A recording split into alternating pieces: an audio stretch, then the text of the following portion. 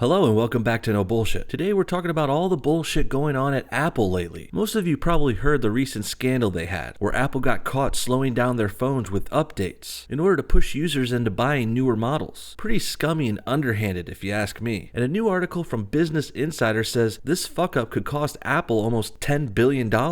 Ouch. Apple's attempted to rectify things by offering customers battery replacements for $29. I think they should be doing it for free, but at least they did something. Here it is! Wait, look up! Look! Use your head! Turn! See it! Don't touch me. I'm going in. It looks so good! But come to think of it, I don't think this is all Apple has to answer for here. Since we're already questioning their business practices, I found some other things they're doing that are highly questionable. I'm a recovering Apple user myself. I've had an iPhone and MacBook Pro for many years. But after all this bullshit, I may never buy Apple products again. Let me explain. First of all, I have one of those iPhones they've been slowing down with updates. The iPhone 5S has been my mobile device for about 3 or 4 years now. It still works good, but I've definitely noticed it slowing down in the last couple months. Also, the battery just doesn't hold as much juice as it used to, often completely dropping off and shutting down when I get under 30%. Now I know some would say it's time for a replacement after 3 years, but I say if Apple's going to continue to charge over $1,000 for iPhones, they should last much longer than this. Okay, I'm walking in. Look at these doors. They're amazing. They all just swing out. So this is like the new style of Apple stores that they have. The first one that I saw like this was the one in New York where they have like the whole World Trade Center. They have like the huge screen over here too. What are you doing, Jen? Just looking at the new computer, the new iMac. Look at it. Good touch. Nice. It looks so good. That brings us to Apple's notorious streak of implementing planned obsolescence.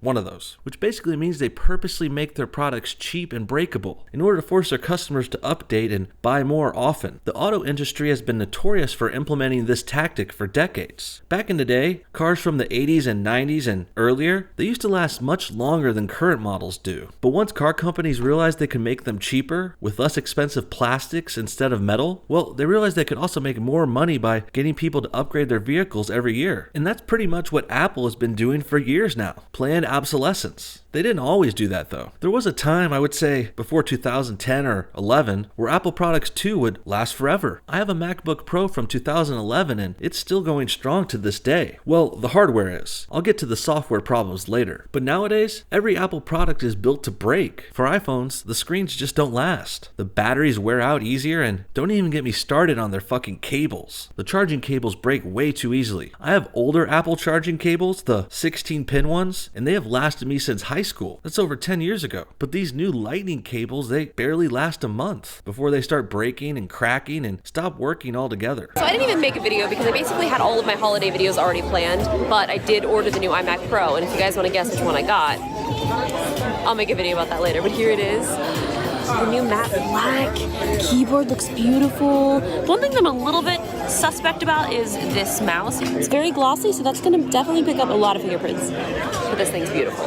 And speaking of cables, the cables and the ports themselves also seem to change every year or so now. What cable you need to use and what ports you have and what are available on what devices. Now, I'll admit the jump from 16-pin cables to the Lightning one was clearly an improvement on the iPhones. But when they decided to remove the headphone jack, that was a bit too much. Now you have to buy the Lightning to audio adapter, which is a ripoff and just another little dongle you're likely to lose and have to buy again and again. This is another big reason I don't want to buy an iPhone again, especially one without a headphone port. And there's more problems with Apple and dongles. They sell like 17 different adapters now. It's pretty ridiculous. And you might remember the dongle controversy that erupted about a year ago, when Apple removed almost all of the ports from its new MacBook Pros, whittling them down to just 4 USB-C Thunderbolt 3 ports, which means they don't even have ports for regular USB stuff anymore. Fucking ridiculous. Here's a list of all the dongles a user would need to buy for the latest MacBook series. You'd need a USB-C to USB 3 adapter to plug in any standard USB stuff, like a mouse, keyboard, or hard drive. Then you're going to need a USB-C to Ethernet adapter for hardwired internet. And then there's the USB-C to SD card adapter if you're uploading photos or video footage like me. And finally, you'll need a USB-C to headphone jack in order to plug in headphones or an external microphone input. That means you'll need 4 different dongles just to even start to match up with typical MacBooks from the past. And you won't even really be able to plug in all 4 of these dongles simultaneously if you're also plugged into the wall for power.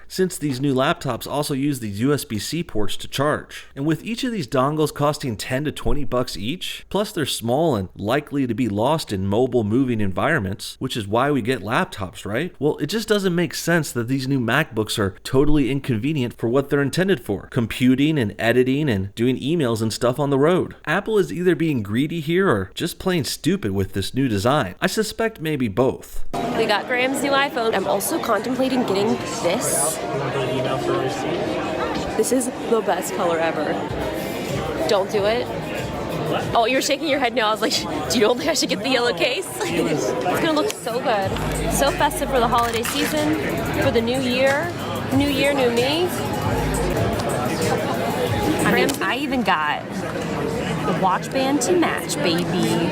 Compare that to my 2011 MacBook, which has a dedicated power port, Ethernet port, FireWire for hard drives, a mini display port for external monitors, 2 USB ports, an SD card reader, a headphone and microphone port, and a fucking CD and DVD drive. This shit doesn't even compare to the newer models if you ask me, except the added speed you get from upgrading, of course. But frankly, my laptop was already plenty fast enough for me. I had been editing videos for this show on it for years. That was until the latest operating system update I did a few weeks ago. That was a big mistake. When I upgraded my operating system to High Sierra recently, I immediately started noticing problems with my beloved MacBook. Not only was the whole system running slower, which is kind of like those iPhone updates, I also lost the use of one of my most trusted peripherals, the M Audio Fast Track Pro. I typically record audio with my mic plugged into the Fast Track Pro adapter, but when I plugged it in and tried to record after this update, nothing was fucking working. Come to find out, this new operating system doesn't support my device anymore. A device I've used to record on my laptop for over 6 years is suddenly fucking useless. I can't describe to you guys in words how goddamn pissed off this makes me, so let me just express it in a grunt. Why?